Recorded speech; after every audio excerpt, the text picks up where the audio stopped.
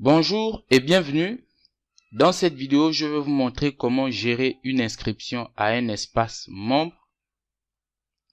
Pour cela, il nous faut une page d'inscription comme celle-ci. Et à côté de cela, il nous faudra une base de données avec une table que l'on pourra nommer membre, par exemple, membre au pluriel, dans laquelle nous pourrons enregistrer nos inscrits. Alors, j'ai déjà un fichier prêt, un fichier d'inscription.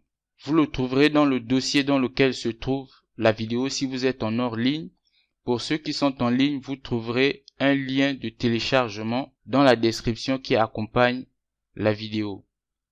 Pour ceux qui n'ont pas pu avoir les fichiers d'exercice, je vais vous afficher le code pour la page d'inscription.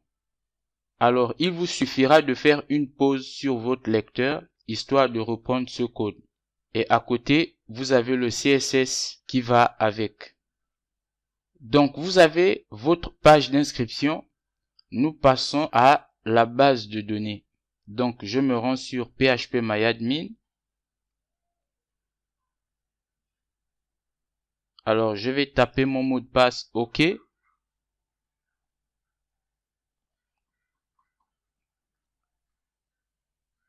Et nous allons créer notre table que je vais nommer base de données BDD. Donc BDD pour base de données espace membre et l'encodage, je vais prendre UTF-8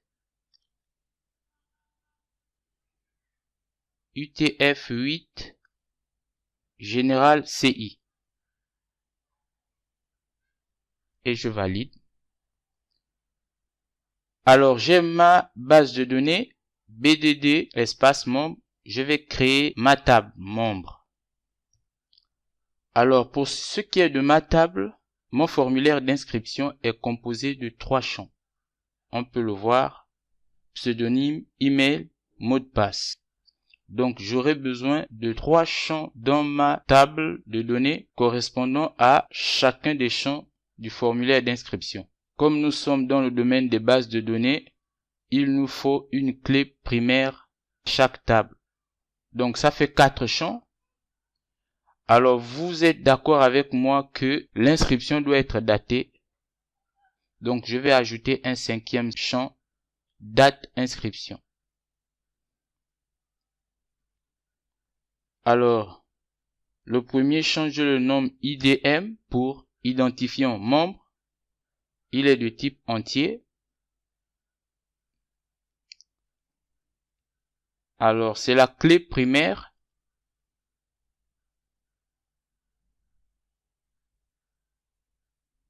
Et je le mets en auto-incrément. Je fixe cette valeur par exemple à 11. La taille. Alors j'ai créé le premier champ IDM. Je vous donne le résultat de la table. À vous de faire le reste du travail. Il vous suffira de procéder comme moi tout à l'heure. On se retrouve après. Alors, voici la structure de ma table. Vous avez IDM qui est la clé primaire, le pseudo, l'email, le mot de passe et la date d'inscription.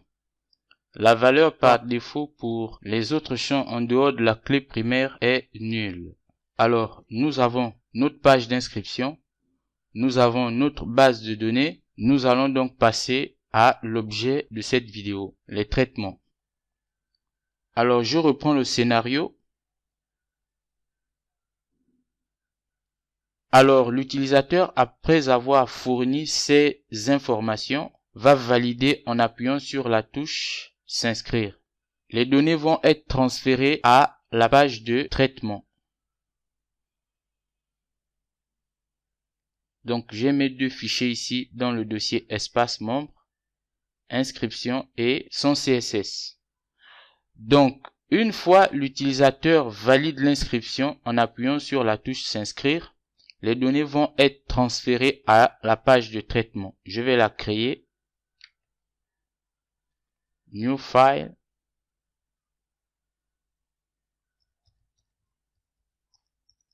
Donc, trait pour traitement inscription.php. Alors, le fichier traitement, je complète le formulaire en ajoutant l'attribut action. Donc, j'ai traitement inscription. Alors, une fois sur la page traitement inscription,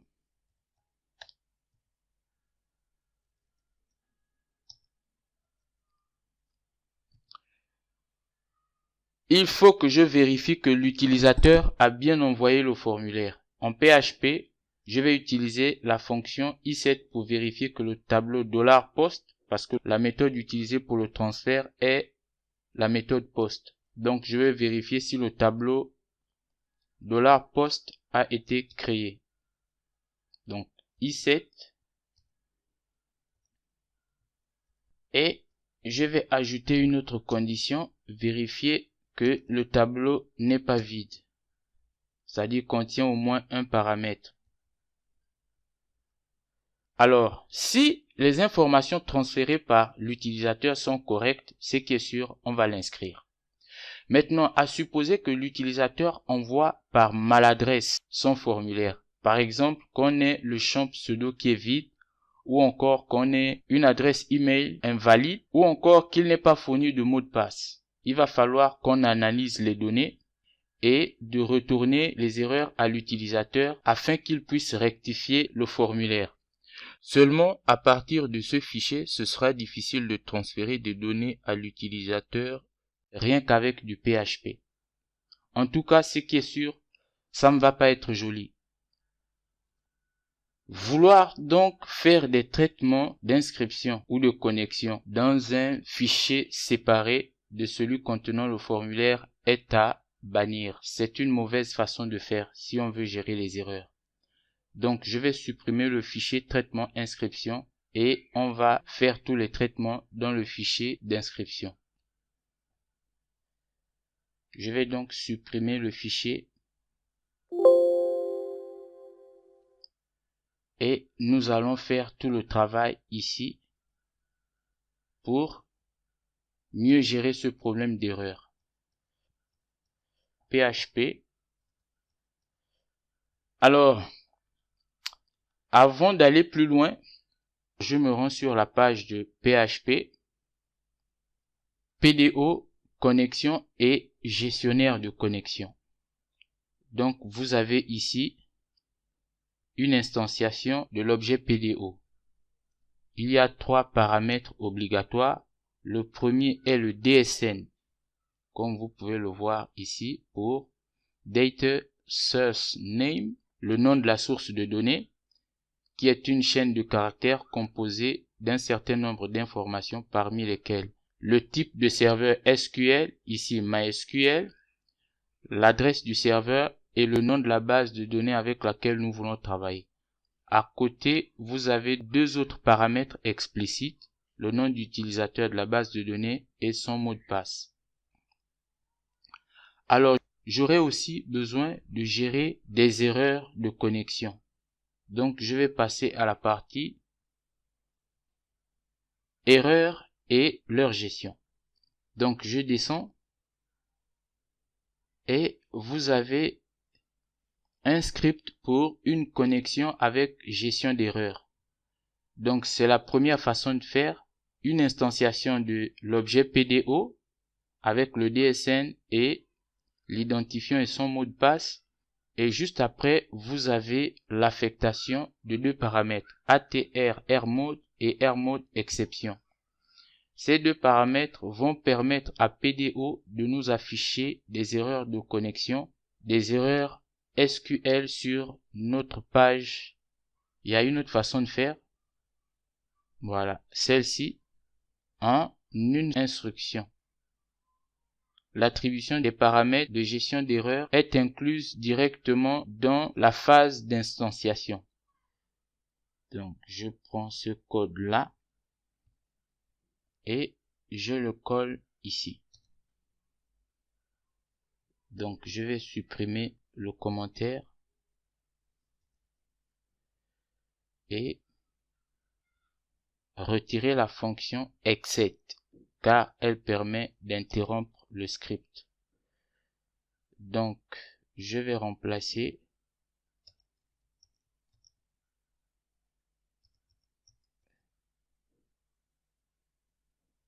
route et mon mot de passe OK. Alors, ma base de données, espace membre, je suis à 127.0.0.1, donc localhost. Je peux changer. Localhost. J'aime pas trop warning, je vais utiliser exception. Alors, je préfère mettre le code de connexion à la base dans un fichier séparé. Donc, je vais récupérer ce code. Voilà. Et je vais créer un autre fichier ici. New file. Donc, connexion sgbd.php.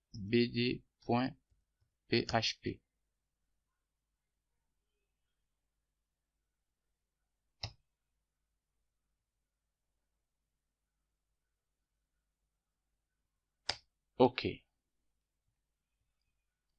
Et je vais introduire le code ici. Je vais utiliser le require once et connexion sgbd. Voilà. Donc là, j'ai effectué ma connexion à la base de données et je peux donc commencer à vérifier que le formulaire a bien été envoyé par l'utilisateur. Donc if i7, désolé, $post a été créé et je vérifie que le tableau n'est pas vide. Alors n'oublions pas une chose, c'est que nous avons été amenés à effectuer les traitements PHP depuis la page d'inscription pour pouvoir gérer les erreurs. Donc je vais créer autant de variables d'erreurs que d'erreurs pouvant se produire. Donc j'ai $error pseudo et que je vais initialiser à la chaîne vide. Je fais la même chose pour les autres.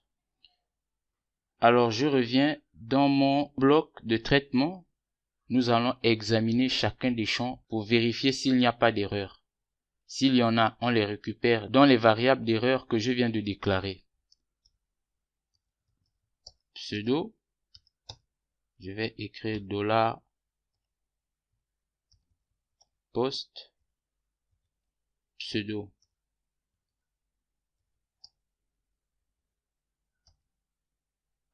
Alors, excusez-moi, $post me gênait un peu. Je trouve ça trop lourd à écrire. Donc, j'ai réécrit les variables de façon beaucoup plus simple. Donc, nous allons évoluer. Alors, je vais tester le champ pseudo, histoire de récupérer les erreurs s'il y en a. Donc, if, je vais vérifier que le champ pseudo n'est pas vide. Donc, if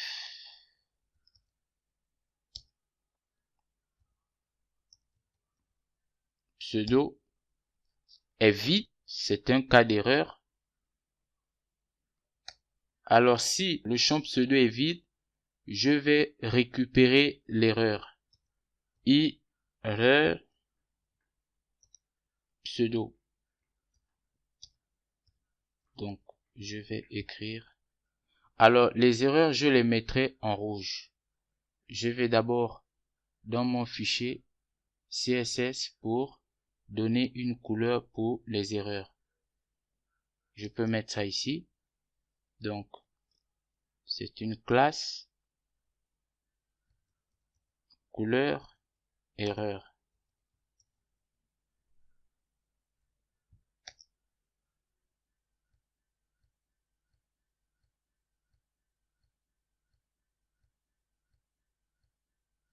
Alors, cette couleur-là me plaît. Je reviens sur mon code. Donc P, couleur, erreur. Alors, veuillez saisir votre pseudonyme. C'est un système basique. Nous n'allons pas analyser de façon approfondie toutes les erreurs. C'est juste pour vous montrer. Donc, une fois j'ai fini avec le pseudo, je passe au champ email. Quelles sont les erreurs possibles? Que le champ email soit vide, par exemple.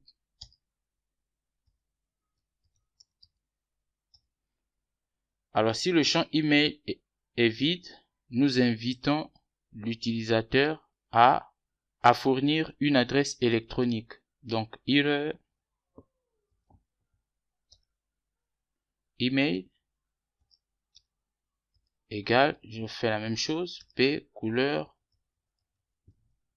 erreur, et je vais écrire veuillez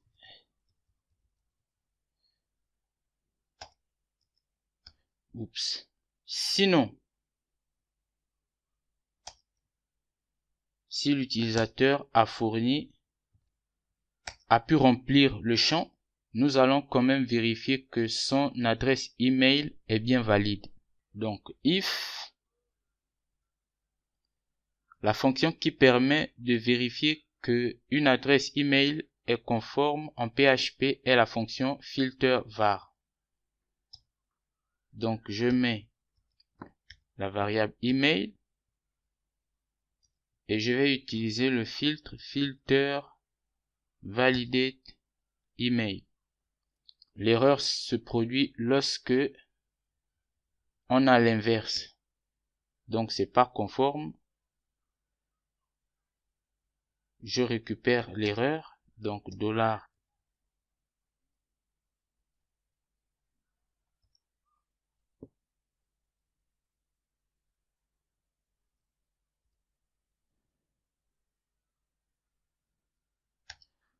Alors, votre email n'est pas valide. Alors, j'ai fini avec le champ mail.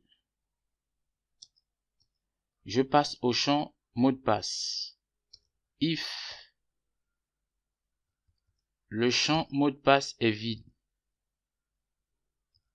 password. Si le champ mot de passe password est vide, alors il y a erreur.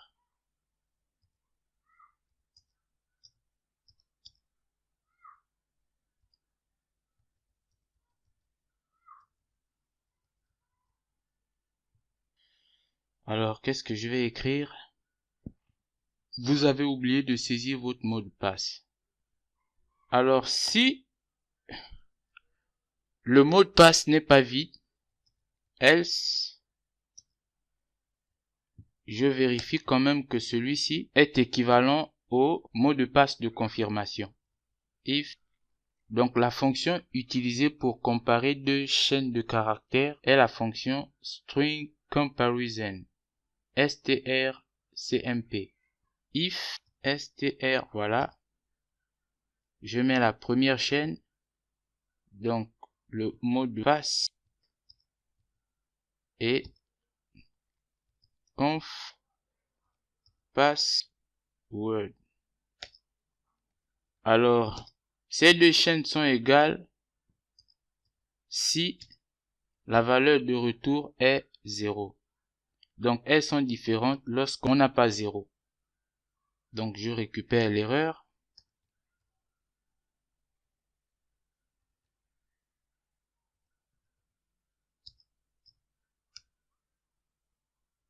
Je vais annuler ce bloc. Il y a un autre truc que je souhaiterais vérifier. Une fois que l'utilisateur a fourni un mot de passe, on va vérifier si le second champ mot de passe contient bien une information. Donc, if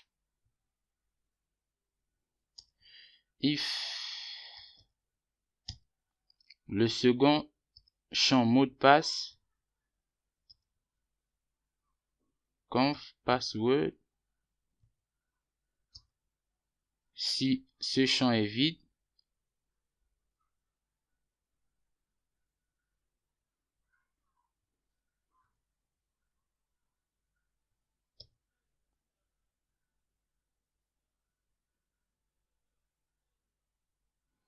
alors vous avez oublié de saisir le mot de passe de confirmation.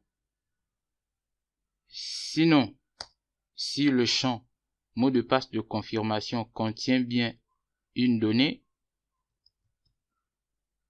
on va effectuer une comparaison. Donc, je vais vérifier que les deux chaînes sont égales. If, donc on va utiliser la fonction string comparison, strcmp. Donc, si strcmp, je mets la première chaîne de caractères et la seconde.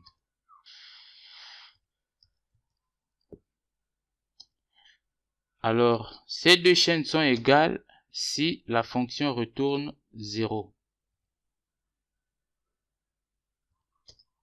0. Or, il y a erreur lorsque les deux chaînes sont différentes. Donc, je vais récupérer la seconde erreur.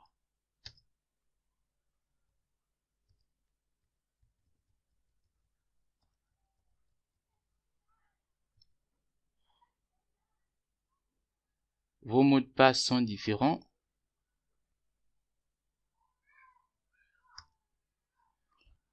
Attendez, je vais arranger ce code. Ok. C'est mieux comme ça.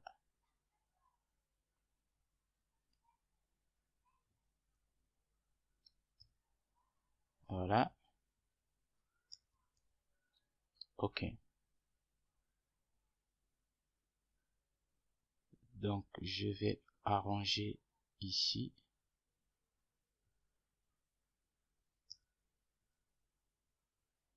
Ok.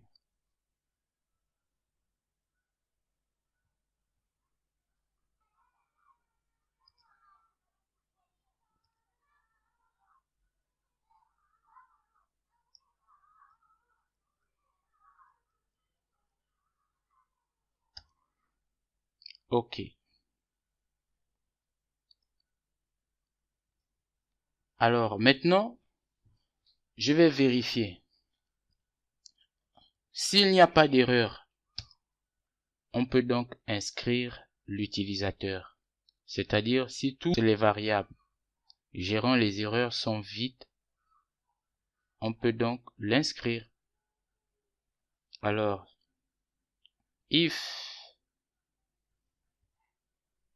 mt $erreur pseudo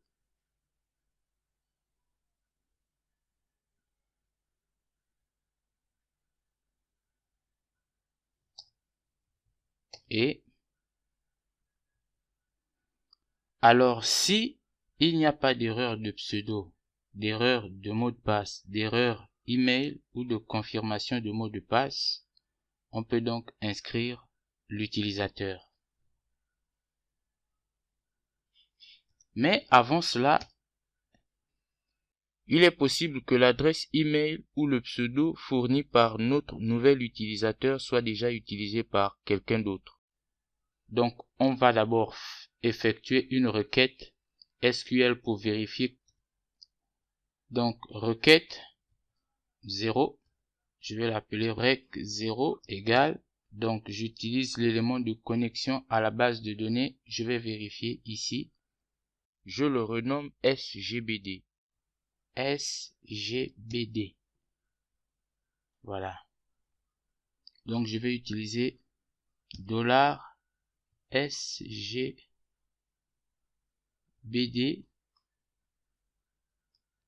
et je prépare ma requête.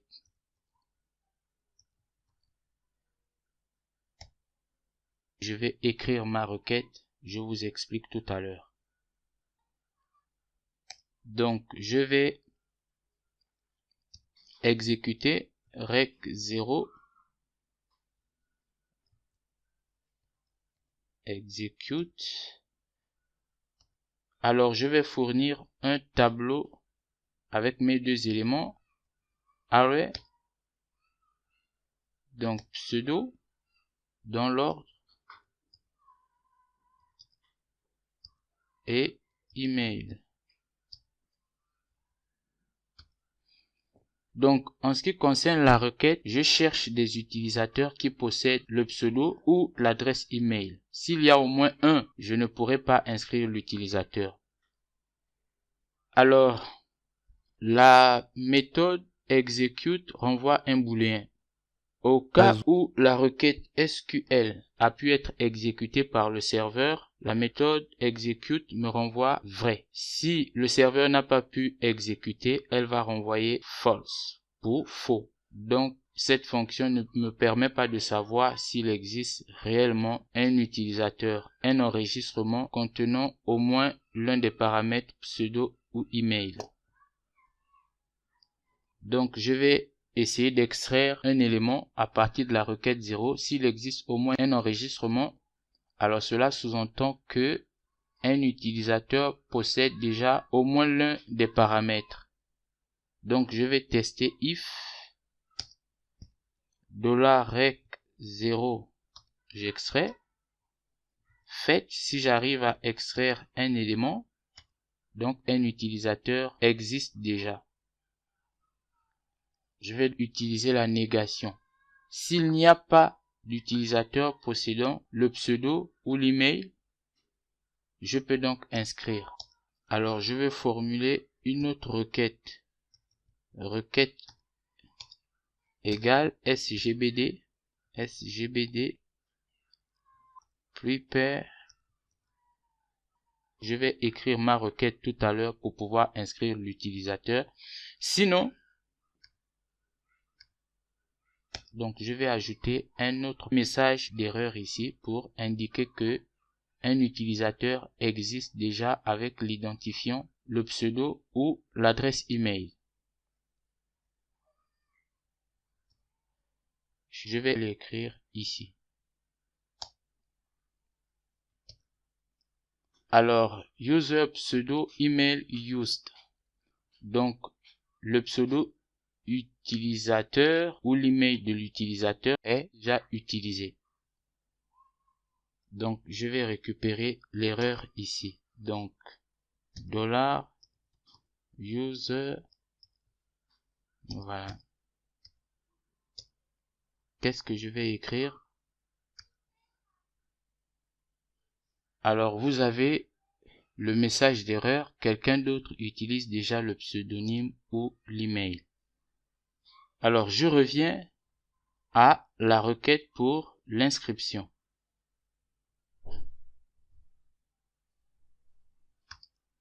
Alors, j'ai écrit ma requête, donc je vais inscrire dans la table membre un utilisateur avec le pseudo, l'email, le mot de passe, la date d'inscription, now, qui est une fonction SQL qui permet de récupérer la date et l'heure courante du serveur. Alors, avant de poursuivre, sachez que le mot de passe doit être crypté, caché, si vous voulez. Donc, je vais d'abord chiffrer le mot de passe. Donc, password égale, la fonction utilisée est password hash, donc avec le mot de passe. Et le second paramètre, c'est password default. Les autres, je ne les maîtrise pas. Alors, une fois le mot de passe chiffré, je vais donc fournir des valeurs à ma requête préparée. Donc, $rec execute.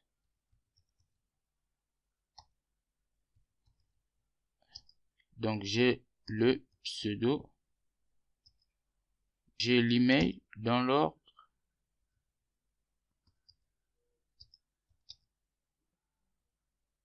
J'ai le mot de passe.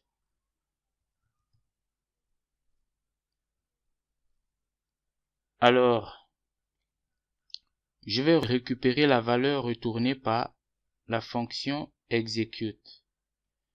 Je vais utiliser donc test inscription.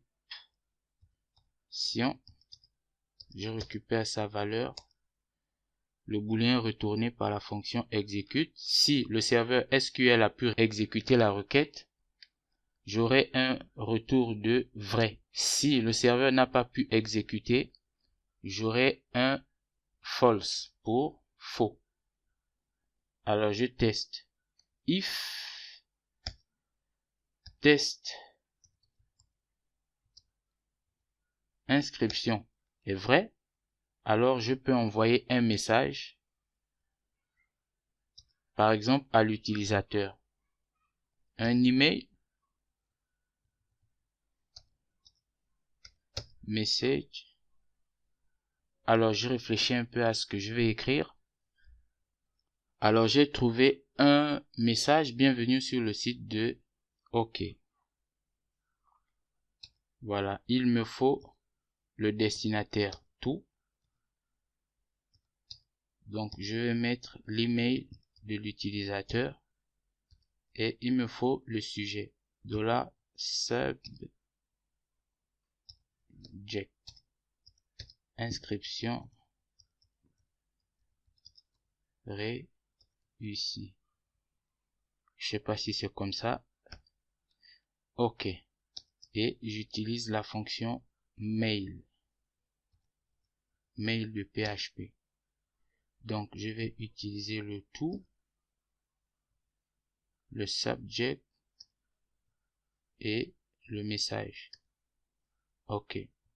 Les autres, je peux les supprimer. Alors, la fonction mail est une fonction réseau SMTP et elle a certaines exigences. Pas des paragraphes ayant des lignes de plus de 70 caractères. Donc, il va falloir que je limite les lignes des paragraphes à 70 caractères au maximum. Pour ça, je vais utiliser une fonction PHP. Donc, je récupère le message ici. Message.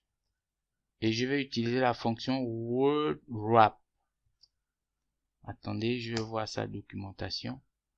Sinon, je risque de...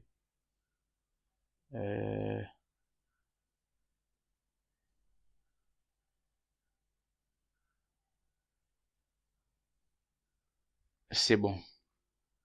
Alors, la fonction wordWrap prend la chaîne de caractères, la longueur des lignes et l'élément de césure. Effectue la césure d'une chaîne.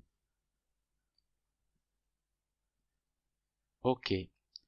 Alors, avec la fonction wordWrap, pour ceux qui ont un peu fait du réseau, la césure se fait avec le Carriage Return Line Feed, CRLF, que l'on représente dans les langages de programmation par anti/R, anti/N. Donc, je vais d'abord remettre le message. Non. OK. 70 caractères max. Et je vais utiliser anti/R, anti/N. Wow. Voilà. C'est ce qu'il faut. Alors, à partir de là, je pourrais envoyer le mail. Je pense que tout est correct. Alors, ici, il va falloir rectifier. Puisque les traitements sont à effectuer dans le fichier même, on doit supprimer cette ligne. OK. Donc, je vais placer... Ah là là, j'ai des briques ici. Je vais changer le paragraphe ici, les paragraphes en span.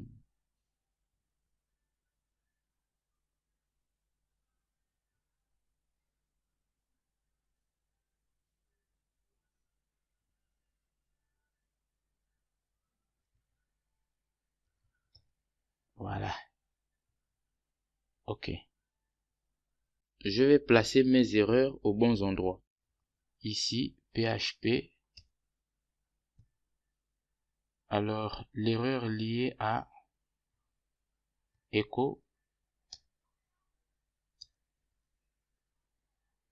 Donc, je vais placer $erreur.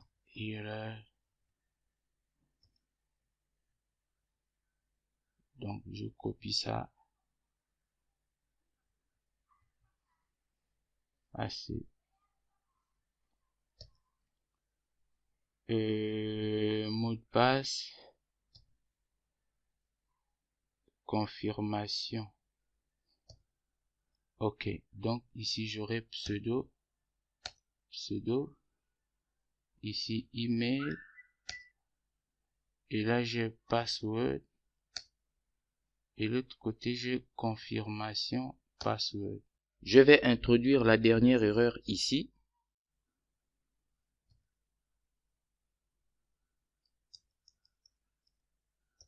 User pseudo. Voilà. OK. Alors, donc, nous avons fini. On va tester pour voir. Je recharge. OK. Alors, donc, je charge à nouveau. Donc, je vais essayer de m'inscrire. Je vais essayer des champs vides pour voir. Voilà. Je vais voir. OK. Les erreurs ne sont pas en rouge. Qu'est-ce qui ne marche pas? Ah, j'ai oublié d'enregistrer. OK.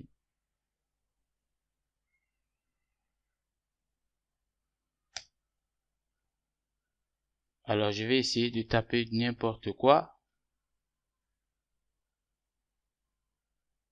Votre email n'est pas valide. Si je tape le pseudo, ingénieur Paco, et je vérifie. Alors, je vais taper des informations correctes. L'adresse email ingénieurpaco@gmail. Le mot de passe 123 123. Je vérifie. Alors, vous voyez que j'ai mon mail qui m'a été envoyé. Je regarde. Alors, ingénieur Paco, inscription réussie. Bienvenue sur le site de... C'est le mail. Et je vais vérifier dans ma base de données. Et ingénieur Paco, le mot de passe est chiffré. Et voilà, c'est fini.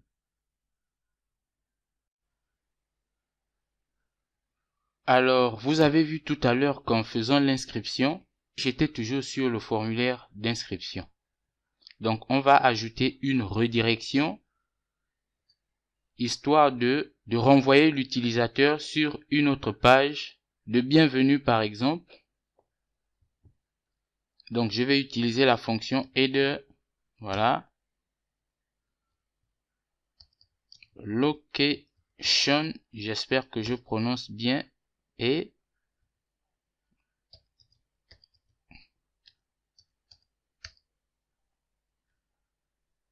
bienvenue.php. Je vais créer le fichier.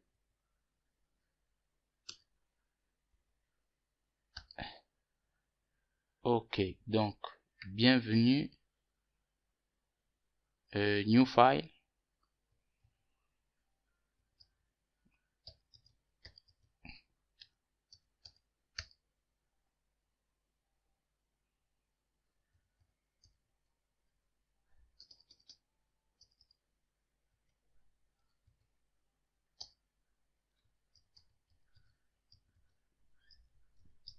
Aux membres. OK.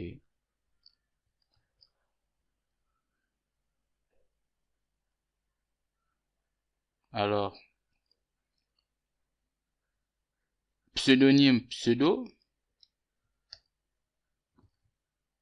Non. pseudo, email pseudo, arrobase, pseudo, point, court, comme mot de passe 1, 2, 3, 1, 2, 3. Je vérifie que j'ai bien enregistré. Ah, c'était pas enregistré. Ok. Non. Je reviens ici. Ok, donc je vais appuyer sur inscription. Alors, il est inscrit et je suis à la page de bienvenue. Ok.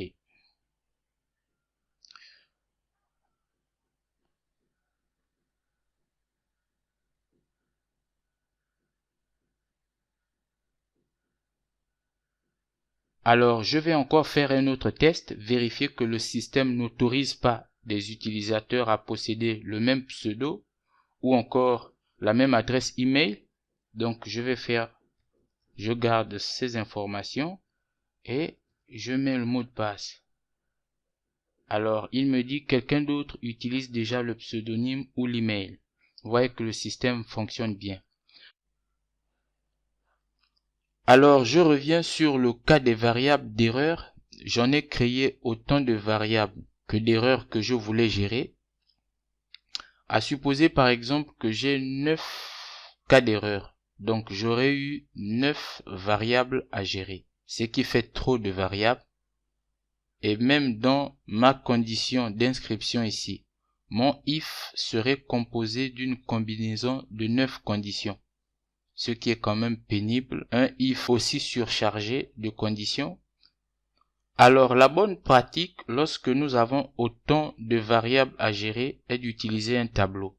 Et vous verrez que ma condition d'inscription sera beaucoup plus simple à écrire. Donc je vais supprimer ces variables d'erreur et je vais remplacer par un tableau d'erreur. Donc, $errors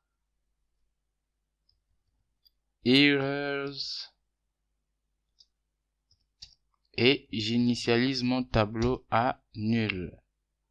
Et donc, à chaque fois que j'aurai une erreur, je vais définir un nouveau paramètre. La clé sera égale au nom de l'erreur et la valeur celle qui est juste à côté. Donc, je vais remplacer la variable erreur pseudo, donc erreur pseudo par errors et je mets pseudo. Et je vais faire ça pour toutes les variables d'erreur.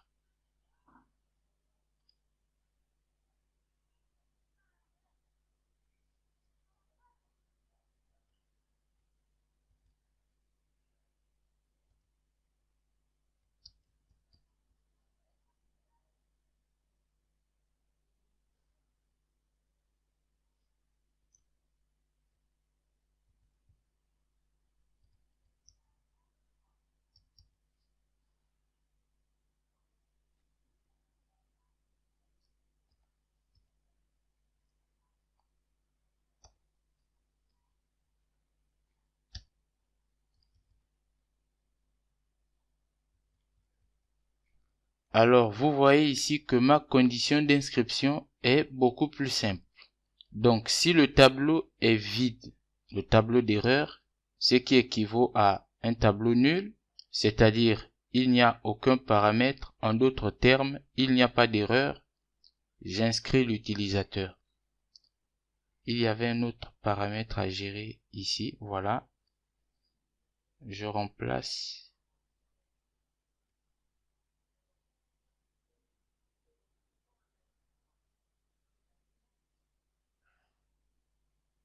Alors, à ce niveau, au niveau du formulaire, ces variables, les paramètres du tableau sont censés ne pas exister avant les traitements PHP. Donc, lorsque l'utilisateur arrive pour la première fois sur la page, ces paramètres ne sont pas définis. Je vais donc utiliser la fonction i7 pour vérifier à chaque fois. Donc, if i7,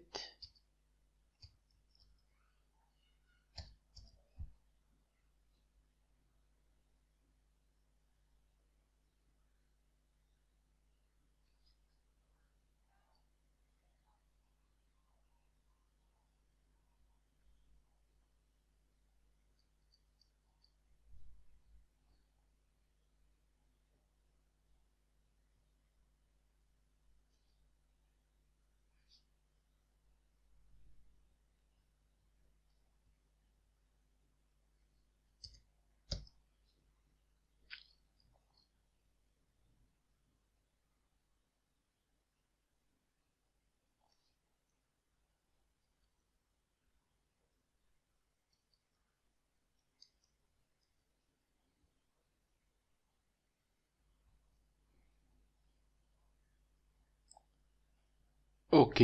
Alors je teste si le paramètre user pseudo email used existe. Alors on affiche la valeur correspondante. On fait la même chose pour tous les autres paramètres.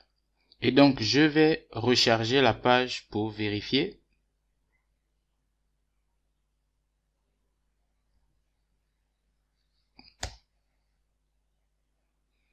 Ça marche. Alors je vais donc tester pseudo.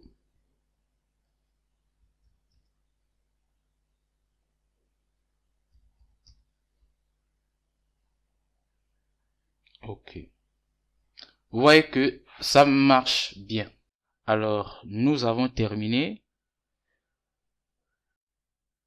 Dans le dossier qui accompagne la vidéo, vous trouverez la correction.